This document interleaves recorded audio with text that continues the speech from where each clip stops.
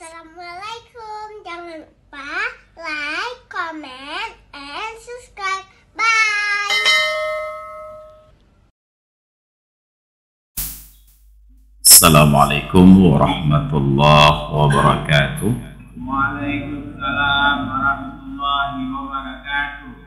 Alhamdulillahilladzi habbaba ilaina al-iman wa zayyanahu fi qulubina wa karraha ilaina al-kufra wal fusuqa wal 'asyan wa ja'alana minar rasyidin. Allahumma salli wa sallim ala nabiyyina wa habibina wa syafi'ina wa maulana Muhammadin sayyidil anam wa ala alihi wa sahbihi wa man tabi'ahu bi ihsanin ila yaumid dawam. Wa qala Allah ta'ala fil Qur'anil 'azim, ya ayyuhalladzina amanu dukhulu fis silmi kaffah wa la tattabi'u khutuwatis syaitan innahu lakum aduwwum mubin. Sadaqallahul azim wa ballagha rasuluhun nabiyyul habibul karim wa nahnu ala dhalika minasy syahidin wa syakirin walhamdulillahi rabbil alamin wa ba'du. Hadirin dan hadirat jamaah salat subuh dan pengajian yang dimuliakan Allah, alhamdulillah kembali kita dapat sama-sama berhadir di pagi hari yang berbahagia dan penuh berkah ini. Dan kita sudah berada di bulan Jumadil Awal 1446 Hijriah. Sangat cepat waktu berlalu, dan tanpa terasa tiba-tiba nanti sudah datang bulan Ramadan. Walaupun tiba-tiba datang Ramadan mungkin menjadi sebuah masalah, mengingat waktu berlalu tanpa makna. Ada yang lebih bermasalah lagi, tiba-tiba datang ajal. Maka meninggal yang tiba-tiba tersebut adalah musibah di dalam agama. Mautul faja'ah musibatun. Meninggal tiba-tiba tersebut adalah musibah. Tidak sempat untuk mempersiapkan taubat. Makanya untuk bertaubat diperintahkan agar kita bersegera. Badirud bit taubati fa innal mauta ya'ti baghtah.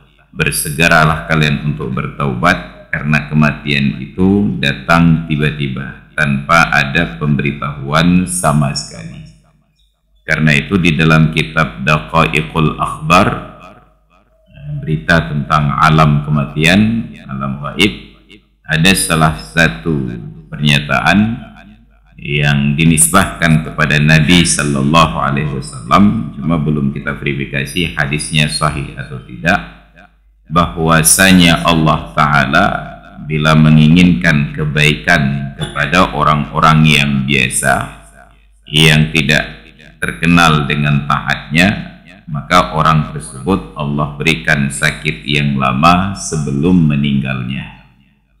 Dan ketika Allah inginkan keburukan kepada orang-orang yang seperti itu, maka Allah ambil nyawanya secara tiba-tiba. Kenapa Allah berikan sakit yang lama? Supaya di dalam sakitnya itu dia mendekatkan diri kepada Allah. Di dalam sakitnya itu ada banyak fadilah. Salah satunya tanahnuhul mariyadhi zikrun. Orang sakit yang mengaduh-aduh, baca-baca itu menjadi zikir baginya, peringan dosa-dosanya. Maka setelah sekian lama sakit, barulah Allah cabut nyawanya ketika dosa-dosanya sudah bersih ataupun sudah berkurang drastis. Cuma kadang-kadang sakit yang panjang bagi seseorang mengurangi dosanya sekaligus menambah dosa orang lain. Lintu sakit, hai gup timang dia urinam. Berengci sakit, hai gup timang dia anu. Berdosalah istri karena tidak sanggup, tidak melayani suami. Berdosalah anak-anak karena tidak berbakti kepada kedua orang tuanya.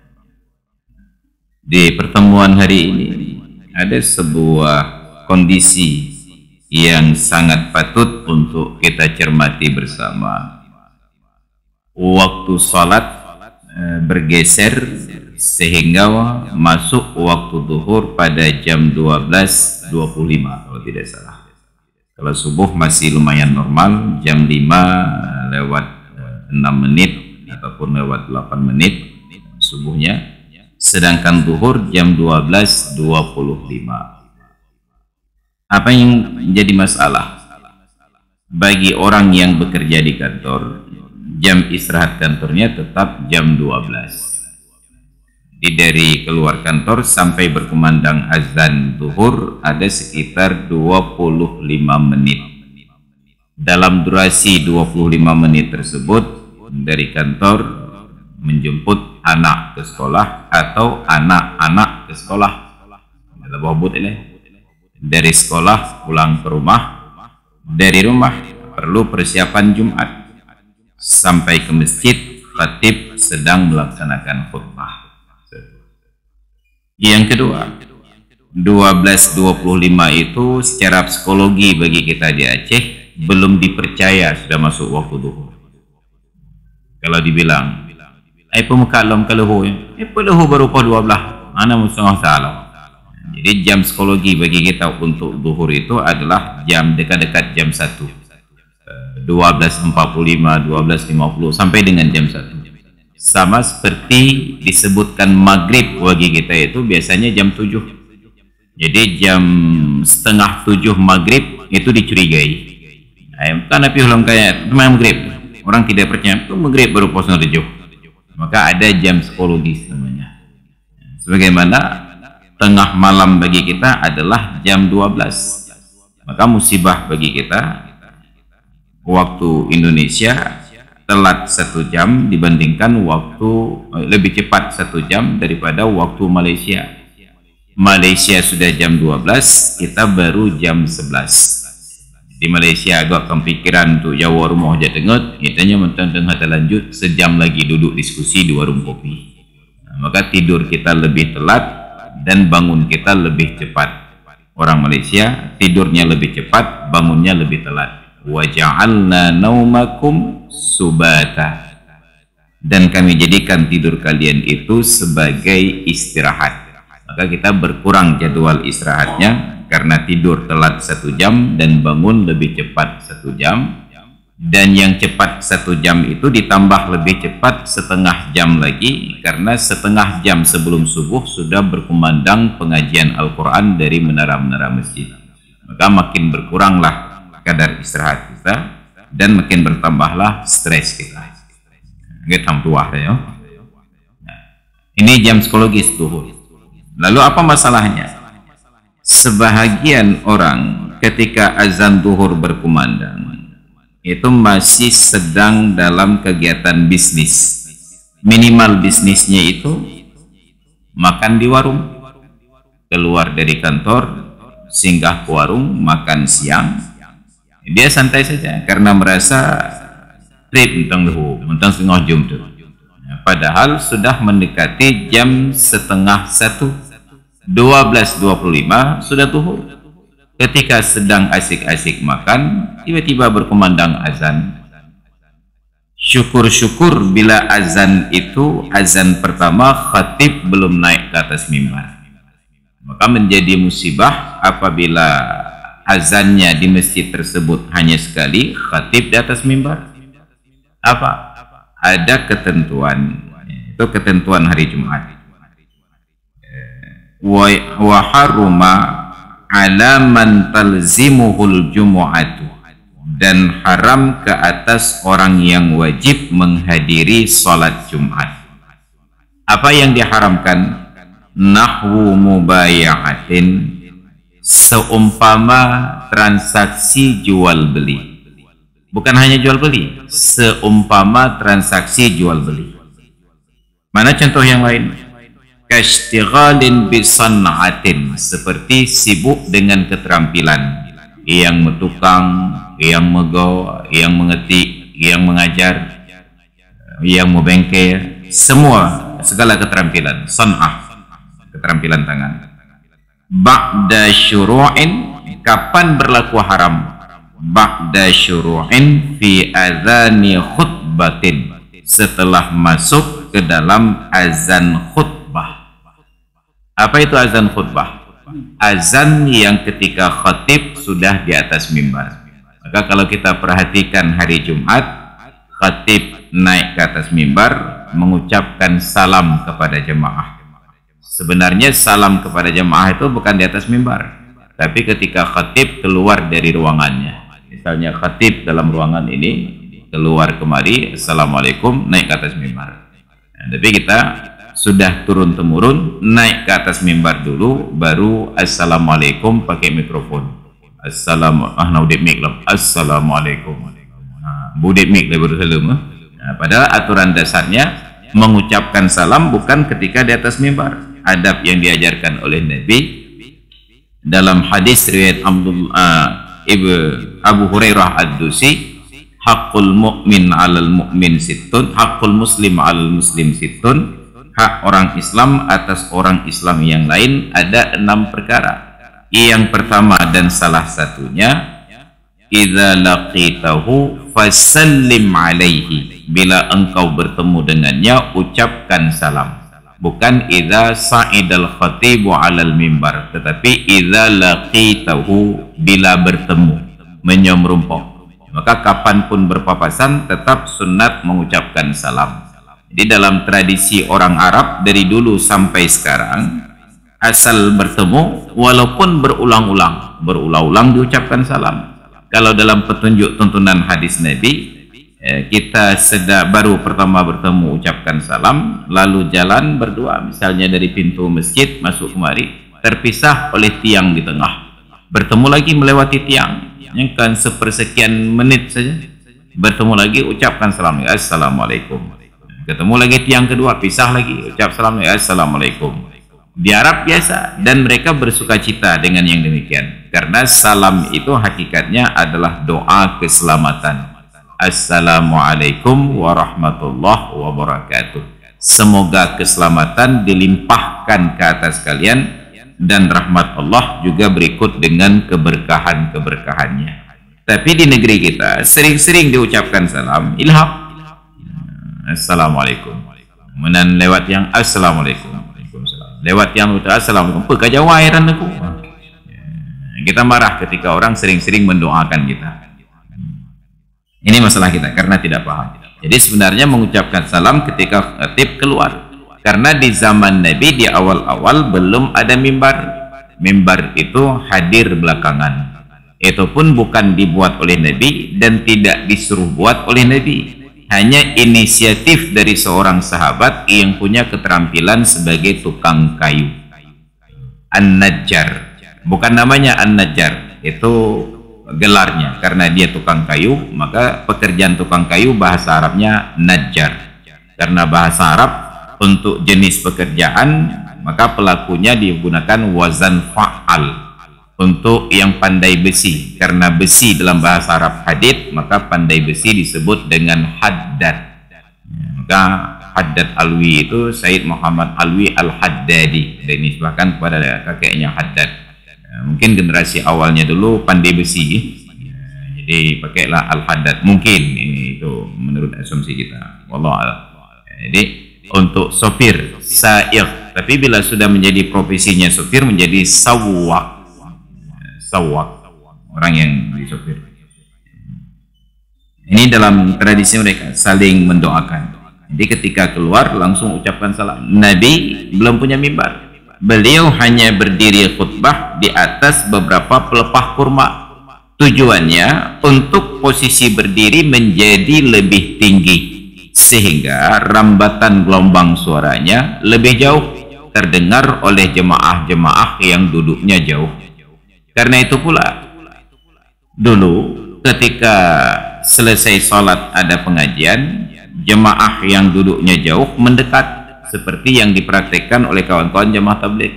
Coba perhatikan kawan-kawan jemaah tabligh. Begitu ada yang menyampaikan kajian, dari belakang mereka maju ke depan. Sedangkan sekarang karena zamannya sudah pakai mikrofon, kadang-kadang terlalu dekat, nggak jelas terdengar. Maka yang duduk dekat mencoba mencari posisi yang jauh.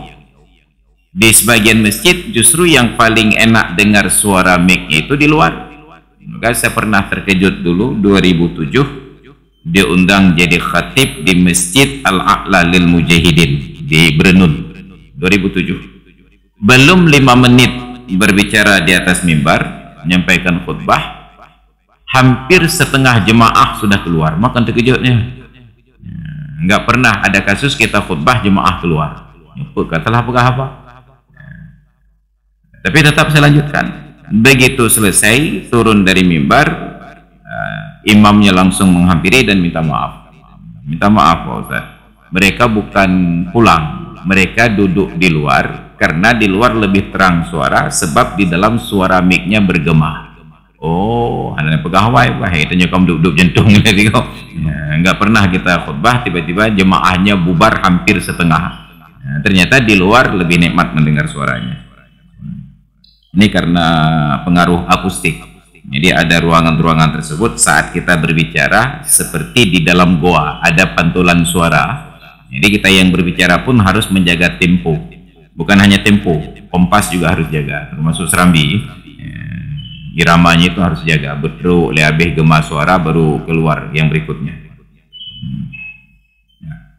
Jadi dibuatkanlah mimbar tersebut tanpa instruksi dari Nabi, tapi Nabi tidak menolak. Maka mimbar itu terdiri atas 3 anak tangga.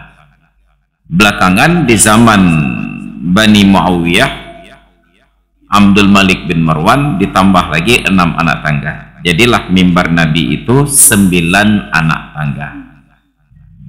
Bentuknya bukan saran dari Nabi. Maka sebagian guru-guru kita yang di Dayah itu tidak suka bentuk mimbar yang seperti ini karena tetap ukur bid'ah apa. Mereka mau mimbar itu terbuka ke depan. Tidak ada masalah karena tidak ada petunjuk khusus mimbar itu harus seperti apa. Tujuannya adalah supaya khatib posisinya tinggi, terlihat oleh jemaah dan suaranya terdengar sampai jauh. Sekarang sudah ada mikrofon. Jadi haram kepada orang yang wajib menghadiri sholat Jumat seumpama jual beli dan termasuk keterampilan apapun pekerjaannya, di kantor jual beli, di pasar, ataupun yang sedang berdiskusi, yang sedang jadi sopir getarik sewa, transaksi bisnis.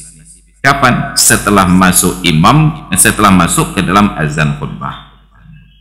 Fa in aqada sahhal aqdu.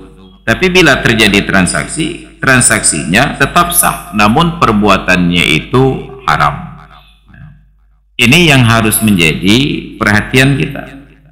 Karena tidak ada arahan-arahan demikian, saya sering mendapati ketika jadi khatib yang dekat-dekat dengan rumah di Cekeung, seperti di masjid Darul Falah Cekeung, di masjid Jami' Lamrabo dulunya, saya sebut dulunya karena ini sudah sejak 2015 saya tidak pernah lagi datang ke masjid Lamrabo untuk khutbah, bahkan untuk salat, karena dipersepsikan sebagai Wahabi.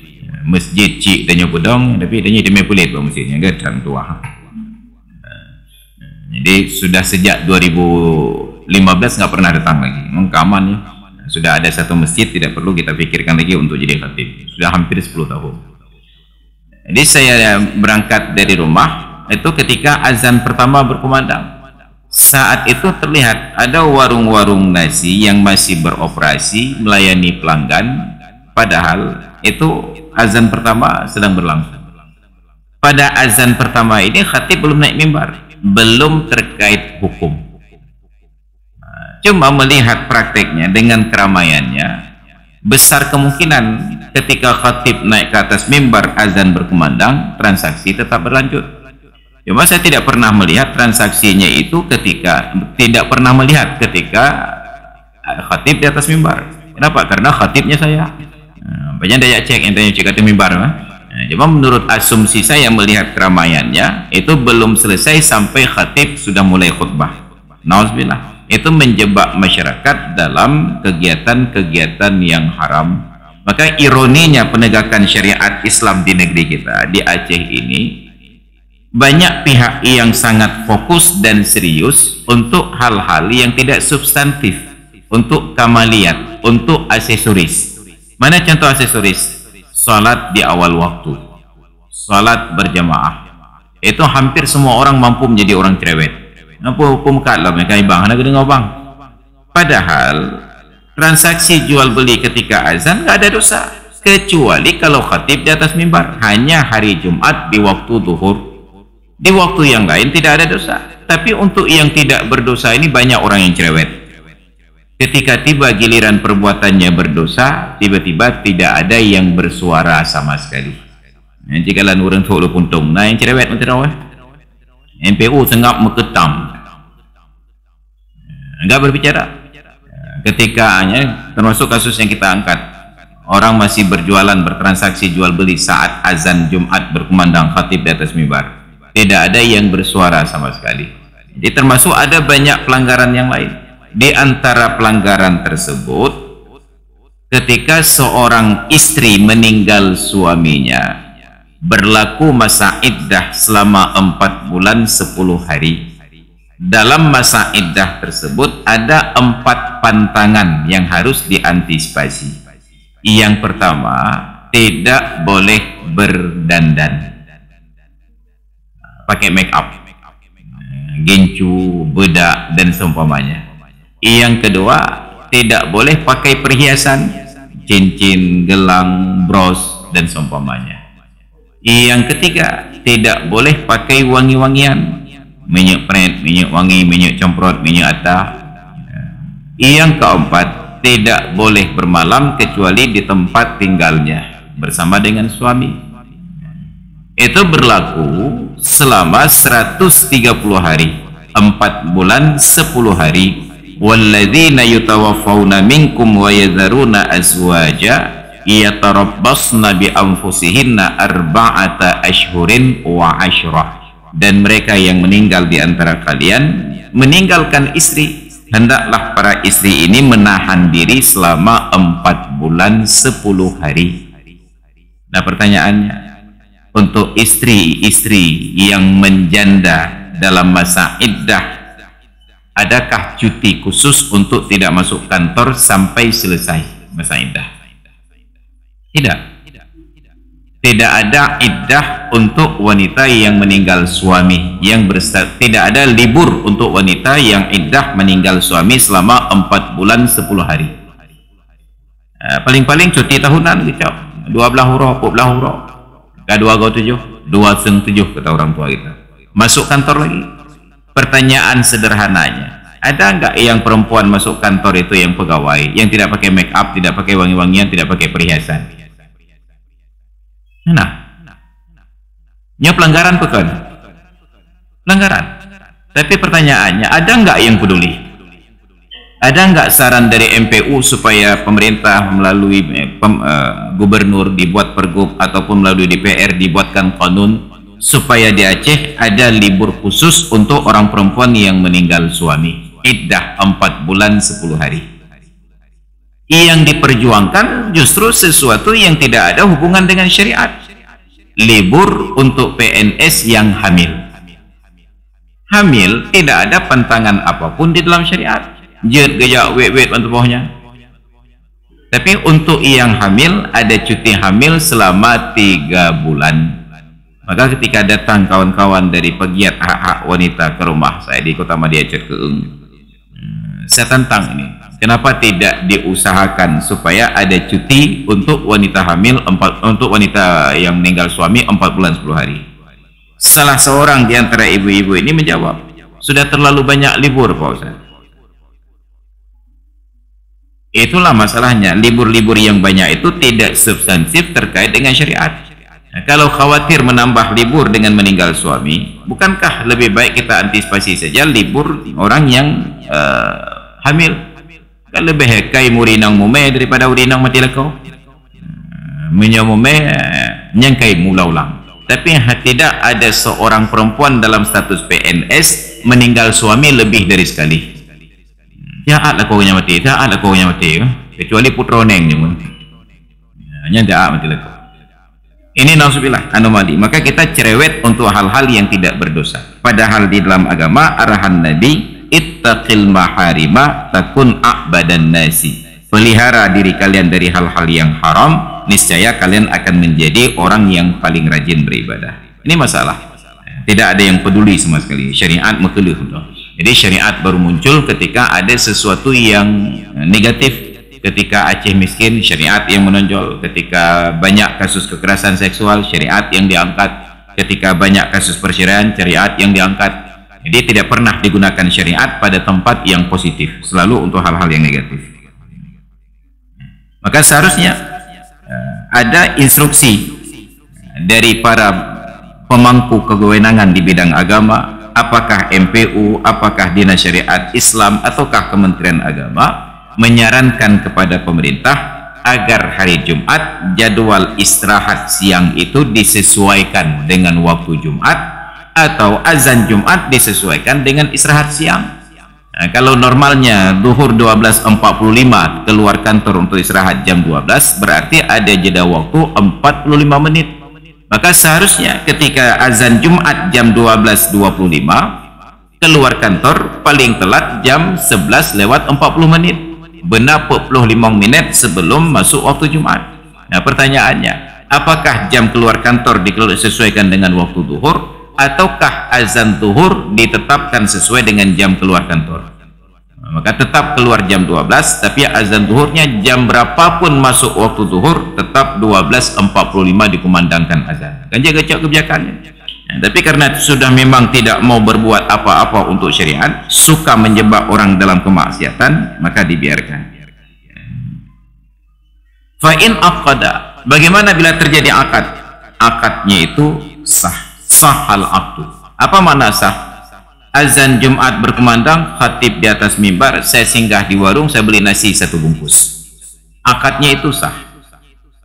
Artinya perpindahan harta, uang saya diterima oleh pedagang sah, nasi pedagang itu saya terima sah. Tetapi transaksi ini hukumnya haram. Terima kasih.